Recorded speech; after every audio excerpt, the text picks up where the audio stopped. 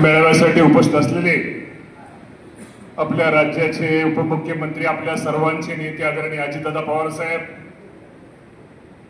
आदरणीय पृथ्वीराज बापू जाचक, आपल्या कारखान्याचे चेअरमन प्रशांतदादा काटे, व्हाईस चेअरमन अमोलजी पाटील आणि सर्व संचालक, सर्वच पक्षाचे सगळे प्रमुख पदाधिकारी, मुरली काका, मी सगळ्यांची नावं घेत नाही, सर्वच आदरणीय व्यासपीठ, सर्व सभासद बंधू आणि भगिनींनो, आपल्या छत्रपती सहकारी साखर कारखान्याच्या निवडणुकीच्या निमित्तानं आज आपला हा आपण मेळावा आयोजित केलेला आहे।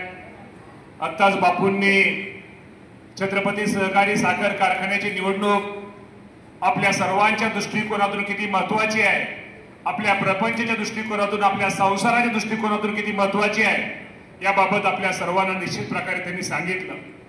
या कारखान्यावरती मी पण स्वतःला नशीबवान, भाग्यवान समजतो की या कारखान्यावरती चेअरमन म्हणून काम करण्याची संधी आदरणीय तुमच्या सगळ्यांच्या आशीर्वादामुळे, दादा सगळ्यांच्या आदरणीय व्यासपीठाच्या आशीर्वादानं माझ्यासारख्या कार्यकर्त्याला मिळाली होती।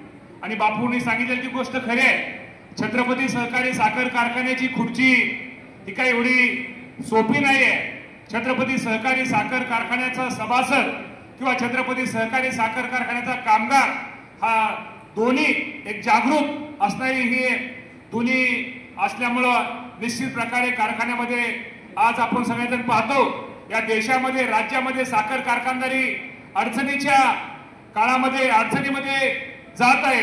आणि अडचणीच्या काळामध्ये जर आपण सर्वांनी जर राजकारणाचे जोडे असे जर आपण आपले अंतर जर कायमचं असं ठेवलं गेलं किंवा आपण जर राजकारण जर इथं छत्रपतीमध्ये आणलं गेलं तर निश्चित प्रकारे बाकीच्या ठिकाणी गोष्ट वेगळी आहे, परंतु प्रपंचाच्या दृष्टिकोनातून, कारखान्याच्या दृष्टिकोनातून राजकीय जोडे बाजूला ठेवून आपल्या कारखान्याच्या भल्यासाठी, आपल्या ऊसाच्या उद्याच्या ऊस तुटण्यासाठी, ऊसाला चांगल्या प्रकारचा बाजारभाव मिळण्यासाठी, माझ्या कामगारांना चांगल्या प्रकारचा बोनस मिळण्यासाठी, आपल्या प्रपंचासाठी छत्रपती सहकारी साखर कारखान्याला सर्वांनी एकत्र येणं गरजेचं आहे। आणि मी आदरणीय अजितदादा आणि पृथ्वीराज बापू या दोघांचं निश्चित प्रकारे आभार मानतो, सभासदांच्या वतीने आभार मानतो। एक चांगला निर्णय या दोघांनी आपल्या कारखान्याच्या हितासाठी, आपल्या सर्वांच्यासाठी घेतलेला आहे। या कारखान्याचे चेअरमन कैलासवासी साहेबरावांना जाचकापासून ते शेवटचे चेअरमन प्रशांतदादा काटेपासून सगळ्याच कारखान्याच्या चेअरमननी खूप चांगली भूमिका या कारखान्याच्यासाठी घेतलेली आहे।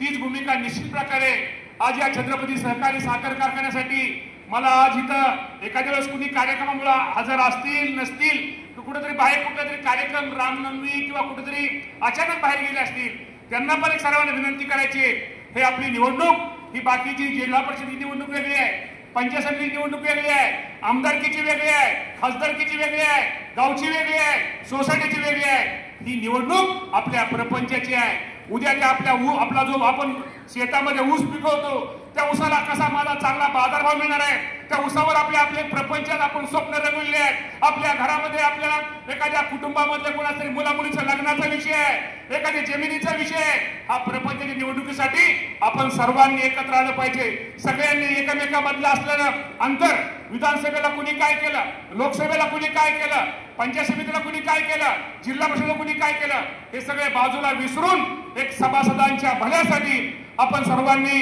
एकत्र आले पाहिजे। आमचे मित्र शिवाजीराव निंबाळकरांनी प्रास्ताविकामध्ये काही गोष्टी निश्चित प्रकारे सुरू केल्यात। मला तुम्हाला एकच सगळ्यांना सांगायचंय, ही निवडणूक महत्वाची आहे। उमेदवारी कोणाला अला मिळेल, बला मिळेल, कला मिळेल याचा विचार न करता शेवटी नेत्यांवरती आपण सगळ्यांनी विश्वास ठेवला पाहिजे। शेवटी कुठला एखादा नेता आपण एखाद्या नेता मानलं, एखाद्या वेळेस आपलं कमी जास्त होतं, कधीतरी आपल्याला थांबावं लागतं, कधीतरी आपल्याला उभा राहावं लागतं, परंतु नेत्याचा आदर्श आपण सर्वांनी मान्य केला पाहिजे आणि आपण सर्वजण नेत्यांचा आदेश मान्य करताल अशी छत्रपती आपल्या सगळ्यांची अपेक्षा व्यक्त करतो। आणि येणारी निवडणूक शक्यतो माझी सगळ्या सभासद बांधवांना विनंती आहे, छत्रपतीची निवडणूक आपण सर्वांनी बिनधोक करण्यासाठी प्रयत्न करावा, ही सुद्धा विनंती आपल्या सर्व सभासदांना बंधूंना करतो। आणि मी जाचक बापू आणि अजितदादा पवार साहेब या दोघांचाही निश्चित प्रकारे आता दोघांना धन्यवाद देतो, त्यांनाही आभार मानतो। एक चांगला निर्णय आपल्या छत्रपतीच्या सभासदासाठी त्यांनी घेतला आणि पुन्हा एकदा आपण सर्वांनी असंच एकत्र येऊया अशा प्रकारचे आपल्याला हे करतो आणि आजच्या रामनवमीच्या शुभेच्छा देऊन माझं भाषण संपवतो. जय हिंद, जय महाराष्ट्र.